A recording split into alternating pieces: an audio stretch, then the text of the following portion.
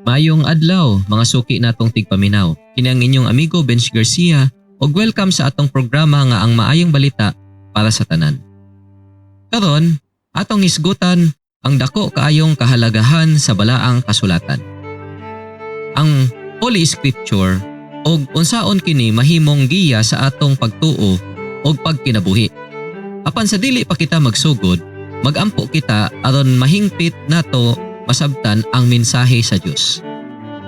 Ginoo, among ginaampo nga imong ablihan ang among kasing-kasing og una-huna karon nga buntag. Hinaot nga among masabtan og madawat ang imong kamatuoran pinaagi sa balaang kasulatan. Amen.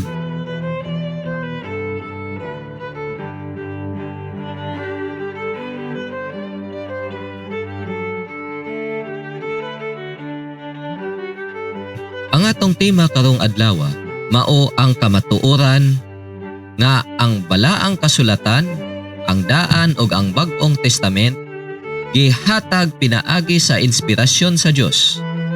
Ang balaang kasulatan nagpadayag sa tibuok kabubuton sa Dios alang sa katawhan.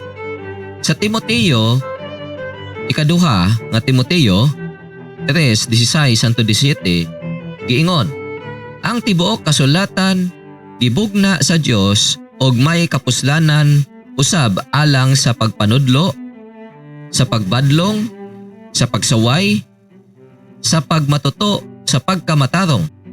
Aron ang tao sa Dios mahingpit nga mangandam sa bugkos alang sa tanang maayong buhat.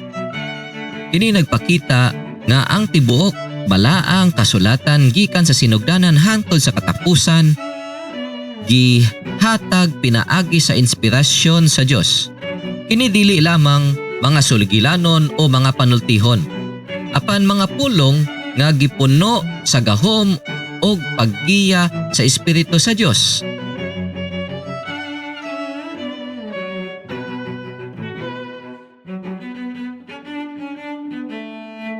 Ang balaang kasulatan naghatag kanato og bug-os nga kapadayagan sa kabubuton sa Dios.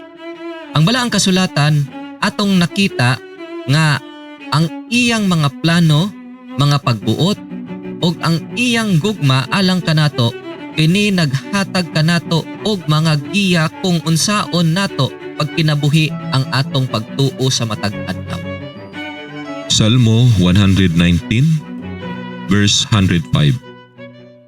Ang imong pulong mo'y lamparahan sa akong mga tiil ug kahayag sa akong agianan. Ang Salmo 119 verse 105 nag-ingon, ang imong pulong usa ka lamparahan alang sa akong mga tiil ug usa ka kahayag sa akong dalan. Kini nagpakita nga ang pulong sa Dios mao ang atong giya sa mataglakang sa kinabuhi. Ang iyang mga pulong naghatag kanato og kahayag ug kaalam aron masabtan ang iyang kabubuton.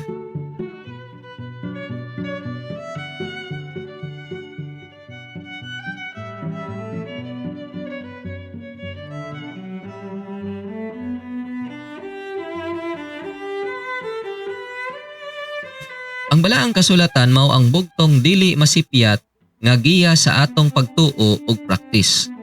Kini naghatag kanato og mga sukaranan nga dili mabalhinon og dili mausab. Sa ikaduhang Pedro 1:20-21 giingon, kabalo kamo una sa tanan nga bisan unsa nga pagpahimatuod sa kasulatan wala mugikan sa kaugalingong paghubad sa bisan kinsa. Kay ang pagpanagna wala moabot pinaagi sa kabubuton sa tao. Apan ang balaang tao sa Dios misulti samtang sila gihuyupan sa Espiritu sa Dios. Ikaduhang Pedro 1:20-21. Saing baluan kini una sa tanan, nga walay bisan usa nga tagna sa sulat nga nagagtan sa kaugalingon nga pagsaysay.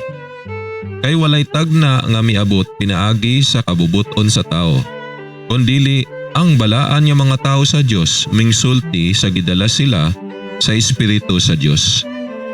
Kini nagpasabot nga ang balaang kasulatan dili gikan sa kaugalingon nga panghuna-huna sa tao, apan gikan sa Espiritu sa Dios. Ang pulong sa Dios mao ang atong ultimate authority sa tanang aspeto sa atong kinabuhi.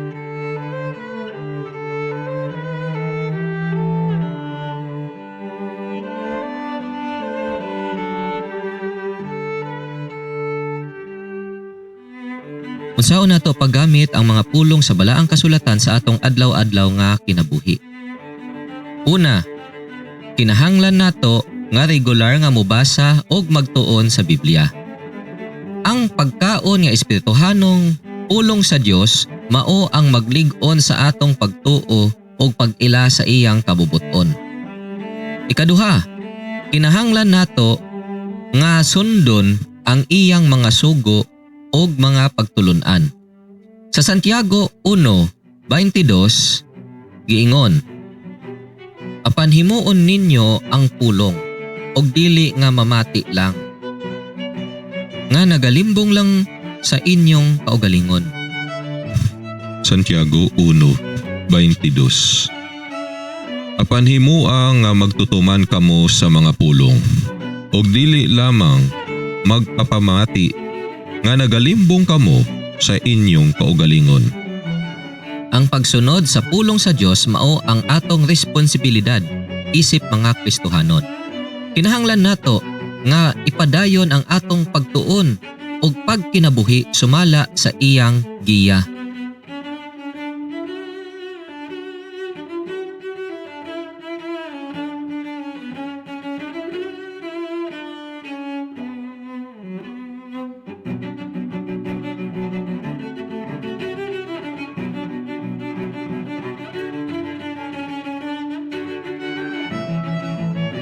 Mga higala, hinaot nga pinaagi sa atong pagtuo karon, nasabtan nato ang dakong kahalagahan sa balaang kasulatan sa atong pagtuo og kinabuhi. Ang balaang kasulatan gihatag pinaagi sa inspirasyon sa Dios.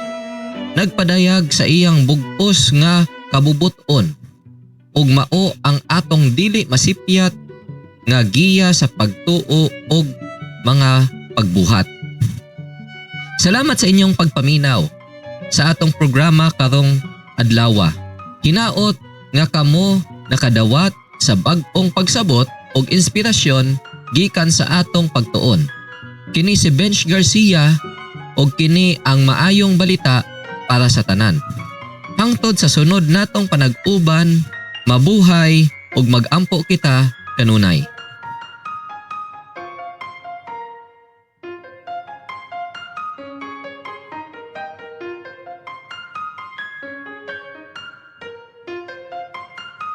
Ayog kalimot mga higala, ang balaang kasulatan mao ang atong giya padulong sa kaluwasan.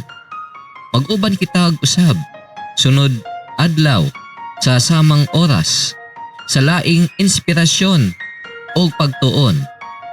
God bless us all.